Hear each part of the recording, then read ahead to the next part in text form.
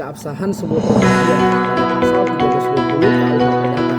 Halo Sobat Almamater Hukum, kali ini kita akan membahas keabsahan sebuah perjanjian pada pasal 1320 KUH Perdata.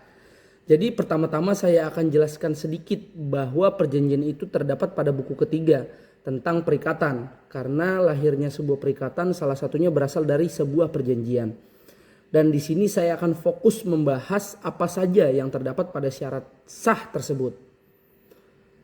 Mungkin banyak dari teman-teman yang sudah tahu apa syarat sah dari sebuah perjanjian yang berasal daripada pasal 1320 KUH Perdata. Di sini syarat sah sebuah perjanjian dibagi menjadi dua kelompok, yaitu dua syarat subjektif dan dua syarat objektif.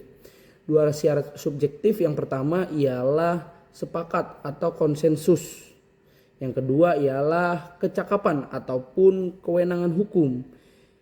Dua syarat objektif yaitu yang pertama adalah hal tertentu, yang kedua adalah suatu kausa yang halal. Mari kita bahas satu persatu. Yang dimaksud sepakat atau konsensus ialah artinya para pihak setuju tanpa adanya paksaan, penipuan ataupun kekeliruan. Contohnya demikian. Si A menjual mobil dengan harga yang sudah disetujui secara bersama-sama. Yang selanjutnya ialah adanya kecakapan dalam KUH Perdata. Yang dimaksud adalah orang yang sudah berusia minimal 18 tahun ataupun orang yang sudah menikah.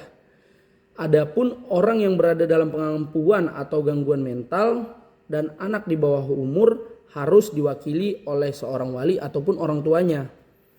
Contohnya demikian. Andi berumur 16 tahun menjual motor kepada Dodi yang berumur 15 tahun. Dan ini dilakukan tanpa izin dan diwakili orang tua. Orang tua Dodi tidak setuju dan menuntut pembatalan, maka tidak perlu putusan pengadilan. Untuk menyatakan batal, Andi harus mengembalikan uang Dodi. Yang selanjutnya ataupun yang ketiga yaitu suatu hal tertentu. Objek yang ditentukan harus jelas dari sifat, jenis, dan jumlahnya. Contohnya demikian. Riko membuat perjanjian jual beli rumah dengan Tono dan membuat spesifikasi tanah serta ukuran yang sudah dilampirkan dalam sebuah perjanjian tersebut. Yang selanjutnya ataupun yang terakhir, sebab yang halal ataupun kausa yang sah. Dalam sebuah perjanjian tentu tidak boleh melanggar hukum ya sobat hukum, baik kesusilaan ataupun ketertiban umum. Contoh, Denny membuat perjanjian hutang untuk perjudian. Tentu perjanjian tersebut dinyatakan tidak sah karena perjudian ialah dilarang oleh hukum. Pada intinya demikian rekan-rekan ataupun sobat almamater hukum. Apabila suatu perjanjian syarat subjektif tidak dipenuhi, maka perjanjian tersebut dapat dibatalkan. Selanjutnya, namun apabila dalam perjanjian syarat objektif tidak terpenuhi, maka perjanjian tersebut dapat batal demi hukum. Baik, mungkin sekian pembahasan dari saya mengenai syarat sah sebuah perjanjian.